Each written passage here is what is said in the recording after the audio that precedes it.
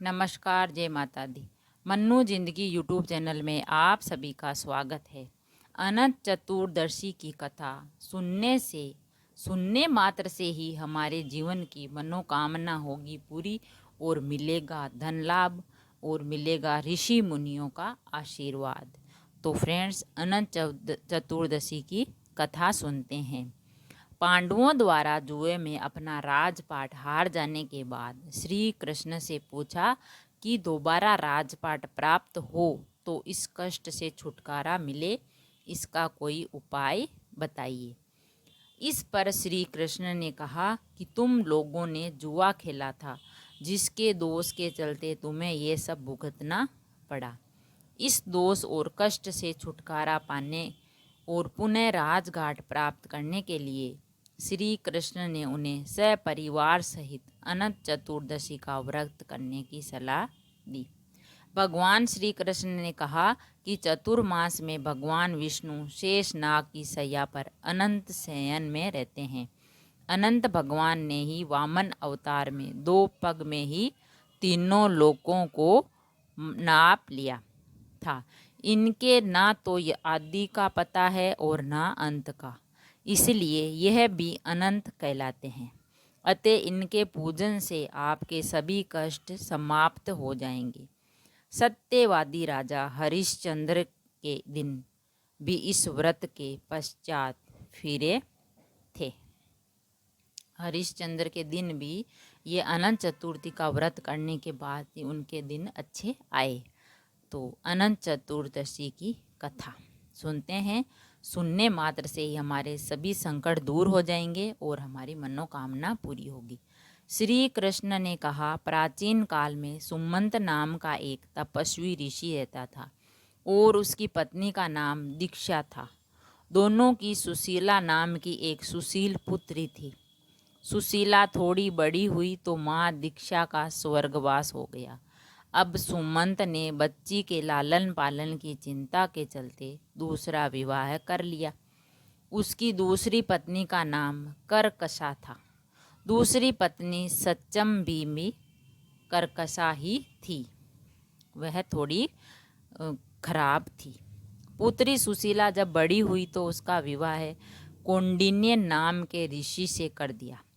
विदाई के समय सुशीला की सौतेली माँ करकशा ने कुछ ईंटें और पत्थर बांधकर दामाद कौंडिन्य को दिए। दामाद को करकशा का ये व्यवहार बहुत बुरा लगा। वह दुखी होकर अपनी पत्नी के साथ चले गए। रात में ऋषि कौंडिन्य ने एक नदी के किनारे रुककर संध्या वंदन करने लगे। इसी दौरान सुशीला ने देखा कि बहुत सारी महिलाएं किसी देवता की पूजा कर रही है। सुशीला ने उत्सुकता से उन महिलाओं से पूछा कि आप किस देव की पूजा कर रही हैं। महिलाओं ने कहा, हम भगवान अनंत कर रही हैं। सुशीला को उन महिलाओं ने इस पूजा और व्रत का महत्व भी बताया। ये सुनकर सुशीला ने भी उसी समय व्रत का अनुष्ठान किया और 14 गांठों वाला सूत्र बांधकर कौंडिन्य के पास आ गई। कौंडिन्य ऋषि ने सुशीला के बाजू पर बंधे अनंत सूत्र को जादू टोना समझकर उतार फेंक दिया और वे वहां से अपने घर चले गए। इसके बाद से कौंडिन्य ऋषि के संकट के दिन शुरू हो गए। धीरे धीरे उनकी सारी संपत्ति नष्ट हो गई और वे दरिद्र होकर दुखी रहने लगे। इस दरिद्रता का कारण जब उन्होंने सुशीला से पूछा तो उन्होंने अनंत भगवान का डोरा जलाने की बात कही और बताया कि अनंत भगवान तो भगवान विष्णु का ही रूप है। ये सुनकर ऋषि को घोर पश्चाताप हुआ और वह अनंत डोर की प्राप्ति के लिए वन की ओर चले गए।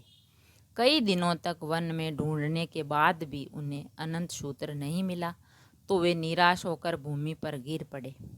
उस ऋषि की यह दशा देखकर भगवान विष्णु प्रकट होकर बोले, हे कौंडिन्य, मैं तुम्हें द्वार किए गए पश्चाताप से प्रसन्न हूँ। तुम्हारे द्वारा किए गए पश्चाताप से मैं अति प्रसन्न हूँ। अब तुम घर जाकर अनंत व्रत करो। 14 वर्षों तक व्रत करने पर धीरे धीरे तुम्हारा दुख दूर हो जाएगा, तुम्हें धन दाने से पूर्ण हो जाओगे। और कौंडिन्य ने वैसा ही किया और उन्हें सारे कलेशों से मुक्ति मिल गई।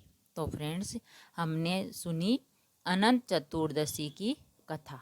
यह कथा सुनने मात्र से ही हमारे सारे संकट दूर हो जाते हैं और हमें कोई भी कलेश का सामना नहीं करना पड़ता। अगर वीडियो और कथा लाइक और पसंद आई तो लाइक और शेयर ज़रूर करें। ऐसे ही और वीडियोज़ और कथा देखने के लिए चैनल को सब्सक्राइब करें। थैंक यू, धन्यवाद।